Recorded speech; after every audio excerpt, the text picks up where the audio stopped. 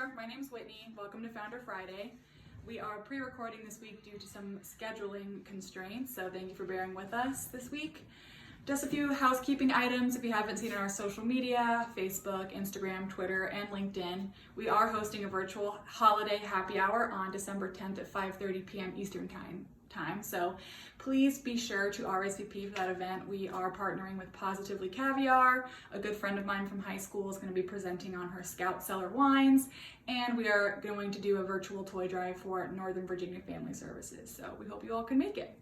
Also, if you're a property manager watching this, as you know, we are doing a giveaway. A PS5 is being given away to a property manager that sets up an account with us, places an order, and follows us on LinkedIn. So message me for more information or head to one of our social media platforms for those details.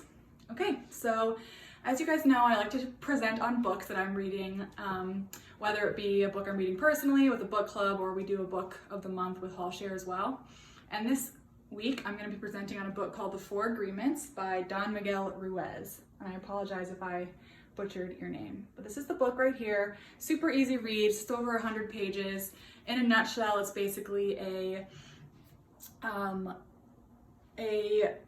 book that promotes positive growth. So I don't know if anyone's interested in that, but it's great. And so it basically takes notes and discoveries by the ancient Toltec civilization and people and puts them into layman's terms, really short and simple, very easy to read. It took me a day to read this book, so I definitely highly recommend. So without further ado, I'll give you a little bit of a rundown on the Toltec people, since their findings and their discoveries and their beliefs and wisdoms are what this book is all about. So if you didn't know, the Toltec civilization flourished in ancient central Mexico between the 10th and mid-12th centuries CE. It continued in the Mesoamerica heritage region and then they were left by earlier tribes like the Olmec and the Mayans, of course. So most of the information about the Toltecs come from the Aztecs and post-colonial texts documenting earlier oral traditions. So here are some quick facts about them. They were great warriors, they were accomplished artists and sculptors, they practiced human sacrifice, they had their own trade network, and their decline is still a mystery to this day. Their empire was sacked and burned completely to the ground in 1140 AD, and no one really knows why that happened, who was responsible for that. It just kind of disappeared. So there are some serious spiritual and religious undertones to this book as well. So if you aren't like necessarily spiritual or a person of faith or religious, that's okay. I think the takeaways from these are still really meaningful, impactful. You can look past it, or it's even going to be more impactful for people who are spiritual or a person of faith. And there's even prayers at the end, which is interesting.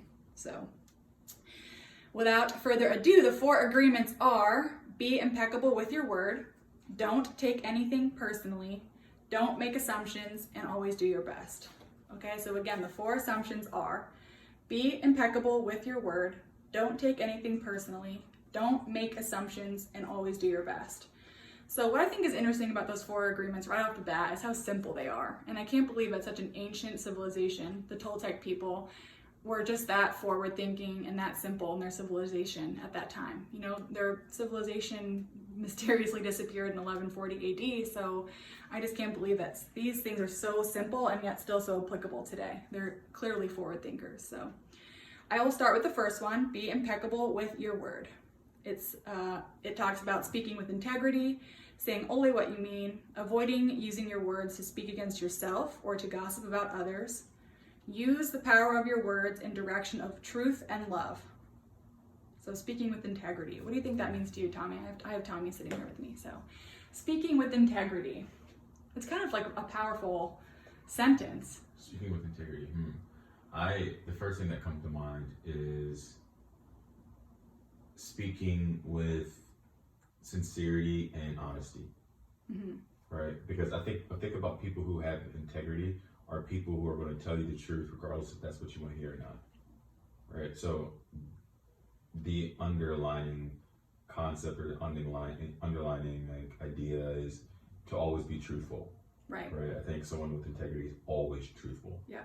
So that's kind of what I immediately think about. What about you? Yeah, that's interesting. When I read it, I definitely thought about that too, being honest, always being straightforward.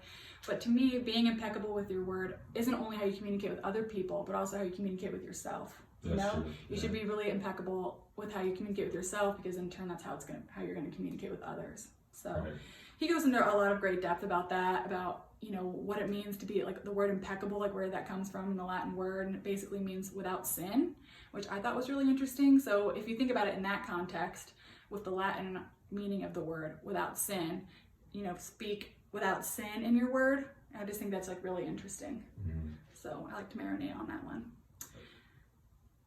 Also, when he says speak with integrity, I tend to think of like meeting someone where they're at, Mm-hmm. right? Like use integrity, meaning don't just automatically assume the people that you're communicating with are at where you're at that stage in life. Or when I kind of think about it, it's also like if I'm talking to someone and maybe they're not having a good day, I'm thinking, okay, I'm not going to just automatically tell them how great my day is going. I'm going to like try to comfort them and speak with integrity and say like meet them where they're at, you know, Right. so that I can communicate with them. Because if you walk up to someone and there's like they're upset, they're crying or whatever it is, having a bad day, Mm-hmm. and you just automatically start talking about how great your day has been, it's just going to make them feel worse. Right. Right. So meeting people where they're at with your communication, I think also has a level of integrity to it. For sure. And that's kind of his point.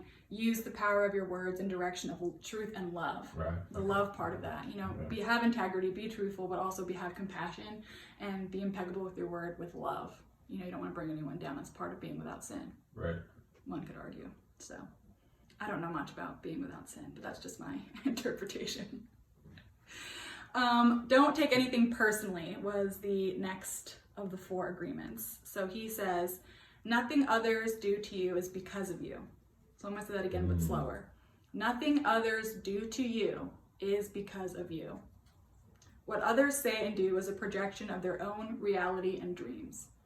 When you are immune to the options and actions of others, you won't be the victim of needless suffering. So that's kind of the underlying message of this whole book, is how to diminish your underlying suffering. And suffering isn't necessarily something so tangible like being in pain, being in hunger. You know, suffering, I think sometimes people think is like this really tangible thing, but suffering could also be, you know, like not living to your fullest potential, or just, you know, being anxious, or any type of emotional thing. It reminds me of the book, the talk that you had maybe a month ago when you were talking about, it's like you're not becoming your true, like what was it? Like oh yeah, true when I self, talked about like the theory of possible selves. Yeah. And you're never really who you are, because you're always becoming like your next self. Right. Because and of your then, goals. and then I believe you mentioned that there was like some sort of like suffering. Was it suffering or something that You will suffer. felt between Right. that or something like that? If you suffer if you aren't in a progression, like if you aren't like in line with like who you are now and who you want to become, you like end up suffering because you're not aware of it. Yeah. Good reference to my past lesson. Yeah, That should be somewhere in our Instagram or on YouTube if you want to check that one out. So again, don't take anything personally. What was I gonna? Oh, so he mentions what others say and do is a projection of their own reality and dreams. The Toltec people were like huge dreamers, and they took all of their dreams very seriously. And that's how the book opens, is talking about when this one like god or demigod that they worshipped, and he had a dream about the stars and how, you know, about the light between the stars, and how that's like what your life is like being the light between the stars, and like all this really deep, you know, up for interpretation situation. So I think that's interesting. What others say and do is a projection of their own reality and dreams. So don't take anything personally. That's obviously easier said than done. It's hard not to take anything personally. And I think this one's really interesting in the sense for Hall Share, not to take anything personally, because it's business. You know, I think it's really important for us to hold each other accountable, to have those hard talks, to be impeccable with our word with each other, and not to take anything personally, because we have a goal. And we have a goal to achieve. We need to work together to get that. So if I took everything that you said to me personally, right, I probably wouldn't still be here. And, especially since we have strong personalities. Right. You know what I mean? I think but it all starts with being friends, you know what I mean? Like understanding and liking the people that you work with. Yeah. So even if it does come off a little harsh, you know that they don't mean it with any sort of malintent. Right. Well, it's also trust. Even if you aren't friends with people you work with in your small business or your startup, that trust is there. You know not to take it personally because you trust that person. It's like assuming positive intent in other people is like such a strong positive way to not only protect yourself, but to trust other people, right. you know? Mm-hmm. So the next of the 4 agreements is don't make assumptions. So this one's especially difficult for me, and I think for women in general, but it's find the courage to ask questions and to express what you really want. Communicate with others as clearly as you can to avoid misunderstandings, sadness, and drama. So this one, again, is like super hard for me. I try really hard not to make assumptions. My mind is always kind of ahead of itself, and so I kind of already make up my mind when I'm communicating with people or when things happen. So to me, it kind of goes together with the last one, with don't take anything personally, but don't make assumptions. You know, you just kind of have to, again, assume positive intent and don't take anything personally and ask questions. And really what it boils down to is something my mom used to always tell me is, 1, it's only weird if you make it weird. And also, there's no such thing as over-communicating. Really, truly, there's no such thing. What do you think about that, Tommy? Over-communicating? You think there's such thing as over-communicating? It's gotta be, right? It's always, like, if you do something too much, it's always, overkill. It's like when you, I hate to make this analogy at this point in time, but I mean, since we're here, I'm nervous. Killing a rabbit with a shotgun. Okay. You know what I mean? Sorry. Or maybe we'll say beating a dead horse. Yeah, if Pete is watching, sorry. I think that's a little bit softer. No, I'm saying, but it's like overkill. You know what I mean? Yeah. Maybe I would assume that there is, but I guess I would prefer over communication over under communication. Exactly. Even if it's bad on both sides. That's what I'm getting I would prefer it to be someone like over communicating with me so that we really know that we're on the same page. Right. Rather than it being like, all right, so what are they trying to say? Or what do they mean? Or you know what I mean? Yeah, there's so much room for error when things are up for interpretation. You know, that's where the room for making assumption comes into play. Right. So I know for sure I'd rather be over communicated with. I'd rather be like, okay, I get it. You're annoying me. It's fine. We're on the same page than to have my mind that's always 5 steps ahead of itself start making assumptions, and then in the end I like hurt my own feelings or don't give someone that deserves it the benefit of the doubt. It's just a spiral. It's a spiral. So the last of the 4 agreements is always do your best. Your best is going to change from moment to moment. Under any circumstance, simply do your best and you will avoid self-judgment, self-abuse, and regret. So your best is going to change from moment to moment. I think this is such a timely one, and it gives me like chills to think that the Toltec people in 1100 AD were so like insightful and wise and grave and saying that your best changes from moment to moment. Like think about where we are right now in 2020. My best right now today is not the best that I thought it would be this time, you know, because of all the things that we're going through. COVID-19, the political climate, everything, you know. So I think it's so interesting that these people in this civilization were able to put that into words. Your best changes from moment to moment. That's so true, and you should give yourself the grace to know that. Yeah. And do you want my feedback? Yeah. Yeah. So they're not using English, right? You would assume that they're not using English. No, I mean it's not. They're living in central Mexico. Right. So they're not using English, meaning that we had to translate their words to what our words and our meanings are. Mm-hmm. So I don't want to just discredit them to say like, oh, how did this civilization in 1140 AD or whatever, 1140 AD know this insight? Dude, they were way more wise than us. Yeah. Especially when it comes to understanding the earth and nature and wisdom and insightfulness. Like they're far beyond where we were, or we are, I still think. So I think it makes sense, you know what I mean? Because from what I understand and based on what I understand from like the Incas and like the Mayans and stuff like that, they were a culture that observed and recognizes they're old, right?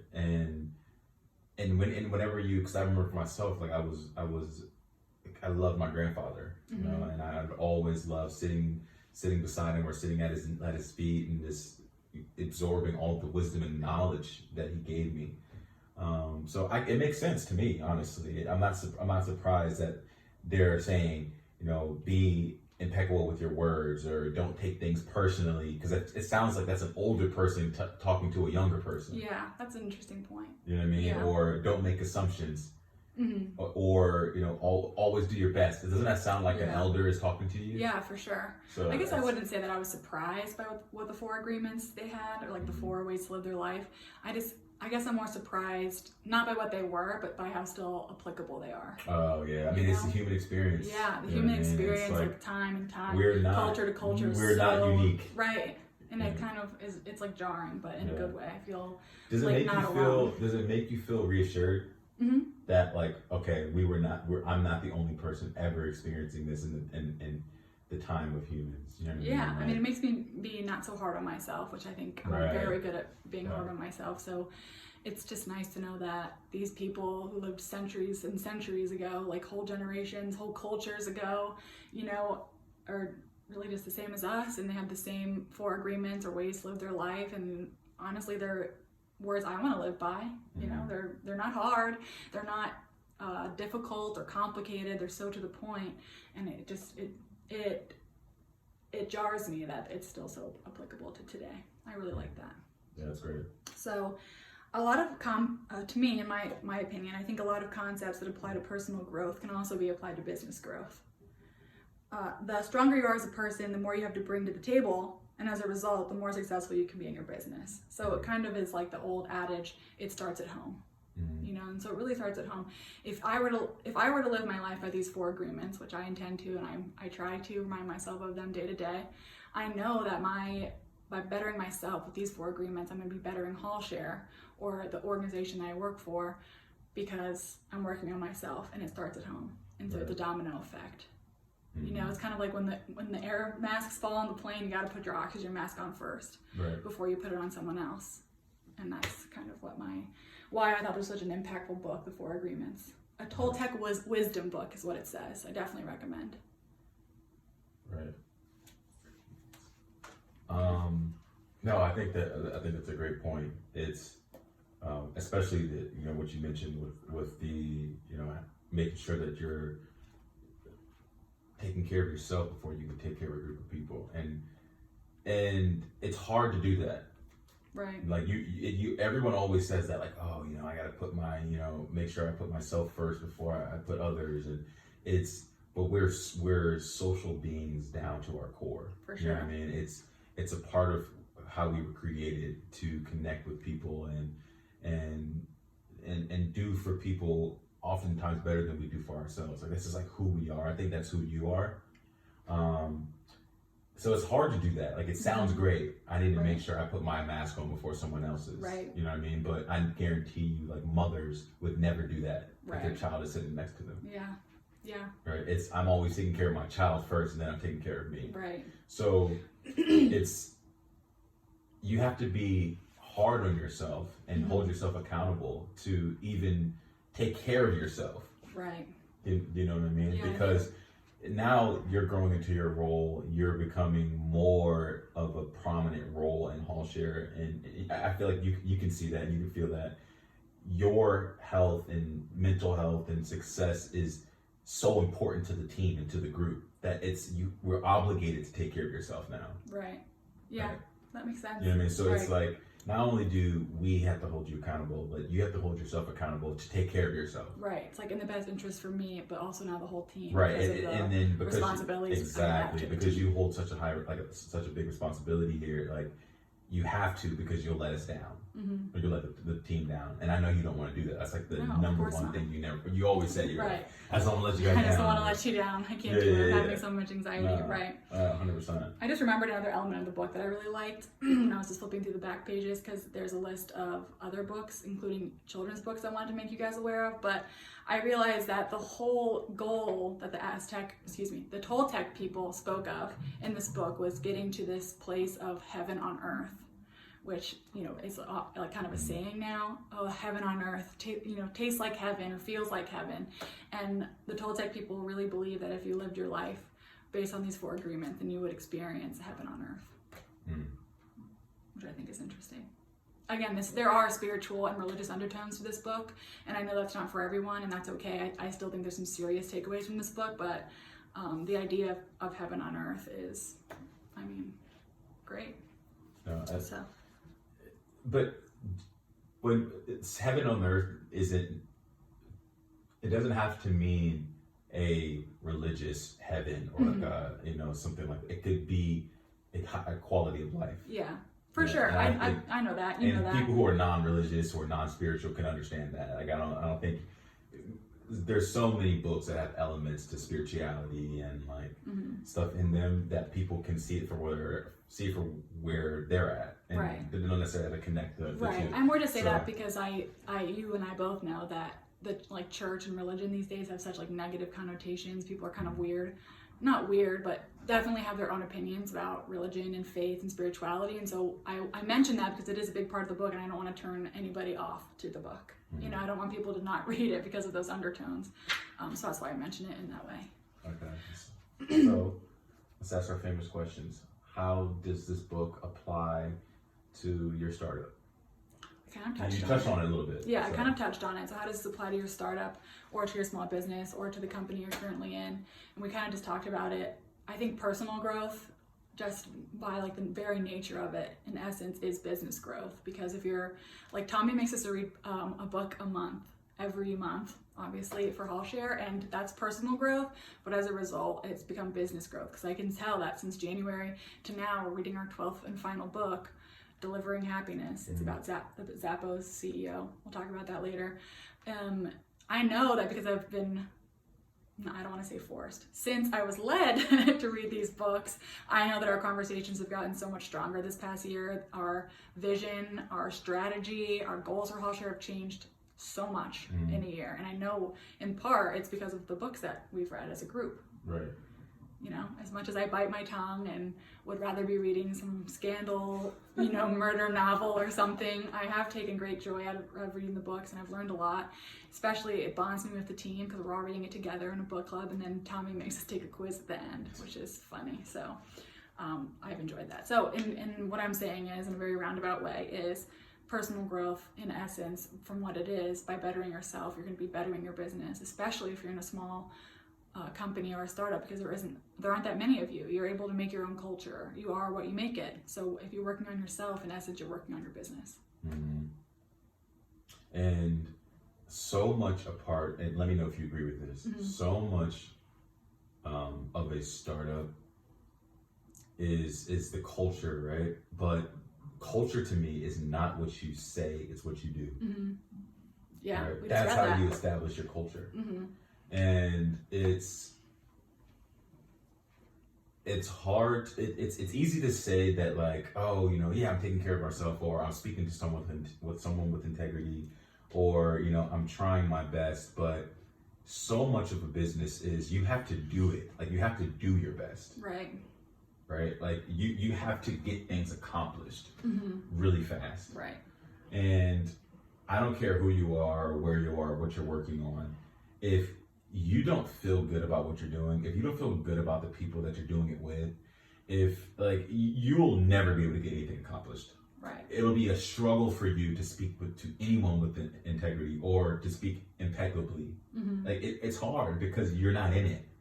Right. And as early founders and early people that are at a company, there's so many things that sometimes you don't feel really truly comfortable with doing. Right. So speaking and telling your partners that is so important. Right.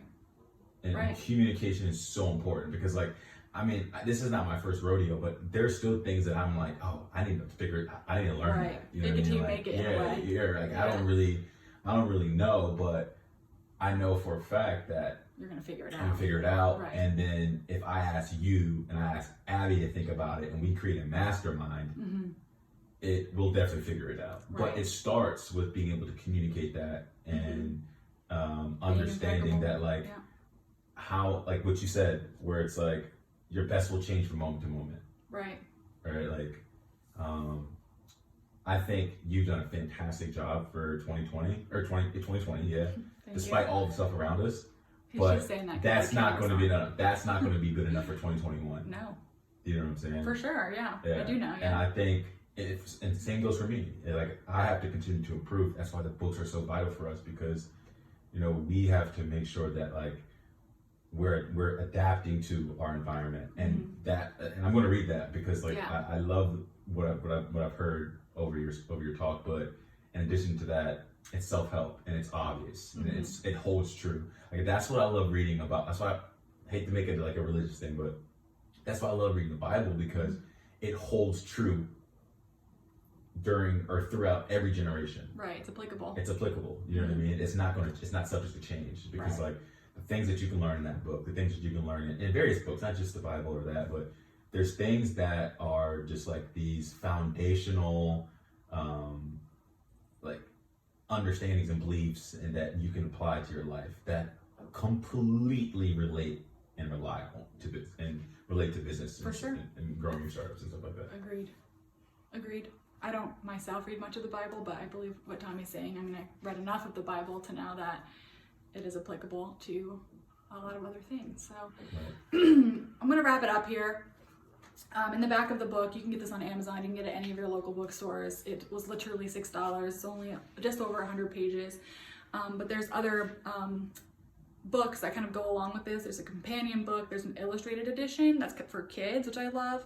And there's some other books called The Circle of Fire, The Voice of Knowledge, The Mastery of Love, Toltec Wisdom card decks. So it's a deck of cards that kind of like go along with this book. And I just think it's kind of awesome resources that go along with this book. So in conclusion, the 4 agreements that Don Miguel Ruiz talks about from the ancient Toltec people are: be impeccable with your word, don't take anything personally, don't make assumptions, and always do your best.